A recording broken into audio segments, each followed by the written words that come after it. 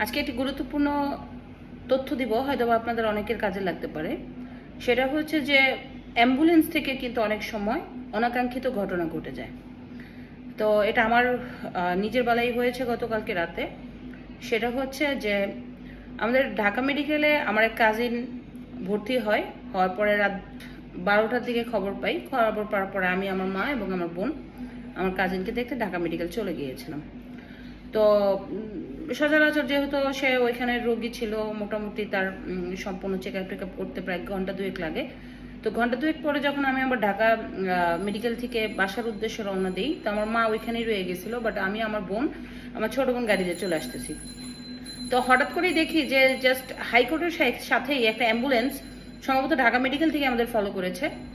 Follow করার পরে আমার কাছে মনে হলো, যেহেতু আমি ড্রাইভ করতেছিলাম, মনে হলো যে সে আমাদেরকে ফলো করছে। তো আমি আমার বোনকে জিজ্ঞাসা করলাম, অ্যাম্বুলেন্সটা মনে হয় আমাদের ফলো করতেছে। তো আমার বোন বললো যে এটা খুব হালকাভাবে দেখলো যে এটা অ্যাম্বুলেন্স। যখনই আমরা হোটেল ইন্টারকন্টিনেন্টালের মোড়টা ক্রস করে যখন বাংলা মোটরের দিকে যাব, এখানে একটা পেট্রোল পাম্প আছে। জাস্ট পেট্রোল পাম্পের একটু পরেই অ্যাম্বুলেন্স থেকে একজন ছেলে আমাকে বলে যে আপনার সাথে কথা আছে, একটু গাড়িটা সাইড করেন। ঠিক আমার এমনভাবে বলেছে, জাস্ট আমি ড্রাইভ করাকালীন আমার গাড়ির সামনে কিন্তু সে চলে গেছে। কথাটা বলে আমার গাড়ির সামনে সে চলে গেছে। চলে যাওয়ার পরে আমি আবার বাঁকা করে গাড়িটা সামনের দিকে নিলাম। সে বলতেছে আপা একটু সাইড করেন। তখন আমি বললাম, আপনি আমার কে? আপনার সাথে আমার কথা বলতে হবে রাতে? আপনার কে? আমি গাড়ির চলন্ত অবস্থায় বলেছি। তো আমি ওনাকে একটা উচ্চ স্বরে কথা বলি, ঝাড়ি দিয়ে কিন্তু আবার আমার গাড়িটা আমি খুব জোরে চালিয়ে আমার বাসায় চলে আসি। তো পিছনে আর গাড়িটা আসে নাই।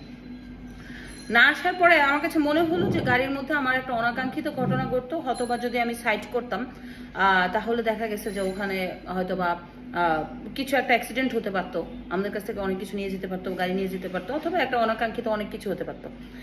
তো এটা থেকে মনে হলো যে আমি কিন্তু জানেন যে হলো ব্লক নিয়ে কাজ করি, সচরাচর রাত নিশি আমার চলাচল হয়। অনেক সময় হলো ব্লকের কারখানা থেকে ফিরতে ফিরতে রাত 10টা বাজে, বা অনেক জেলাতে কারখানা থাকা সত্ত্বেও অনেক জেলায় কিন্তু অনেক মুভমেন্ট করেছি। কখনো এই ধরনের পরিস্থিতিতে পড়িনি, বাট 2-1 মাস ধরে যেহেতু আইন শৃঙ্খলার অবনতি হচ্ছে, অনেক জায়গায় কিন্তু ওইরকমভাবে পুলিশ অ্যাক্টিভ না, প্রশাসন অ্যাক্টিভ না, যার কারণে কিন্তু এই ধরনের যারা সুবিধাবাদী কিছু লোক আছে, যারা মানে এই সুবিধাটাকে কাজে লাগিয়ে কিন্তু ডাকাতি বিভিন্ন জিনিস করে থাকে। যে আমরা হল ব্লকের কারখানার অনেক জায়গা থেকে ইনফরমেশন পেয়েছি, অনেকে কিন্তু গাছের গুঁড়ি রেখে বিভিন্ন ধরনের মানুষকে হামলা করে রাতে 7টা 8টা 9টার পরে।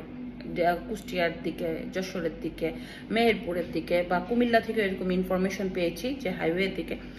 সো আমার কাছে মনে হলো যে আপনারা সবাই সাবধানে করবেন যারা ড্রাইভ করেন।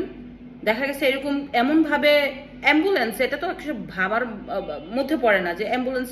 আমার কাছে মনে হলো যে সে কিছু একটা বলতে চাচ্ছে, পরে আমার তৎক্ষণিক মনে হলো সে বলতে চাইলে আমাকে সেই আপনার হাইকোর্ট থেকে ফলো করবে। থেকে হাইকোর্ট থেকে ফলো করে আমার গাড়ির সামনে সে গাড়িটা রেখে আমি আবার বাঁকা করে গাড়িটার চলে যাই।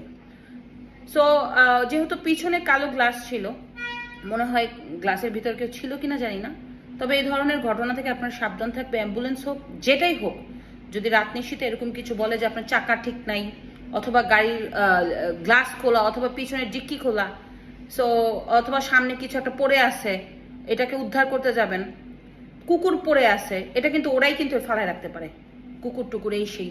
সো আপনারা যারা ড্রাইভ করেন আপনাদেরকে সাবধান। কিন্তু এখন যেহেতু আইন শৃঙ্খলার পরিস্থিতি বেশ একটা ভালো না, অনেক জেলার, অনেক থানার পুলিশ কিন্তু এখন অ্যাক্টিভ না। সো আপনারা যারাই মুভমেন্ট করবেন এই অবস্থায় সাবধানতার সাথে কিন্তু মুভমেন্ট করবেন। ভালো থাকবেন।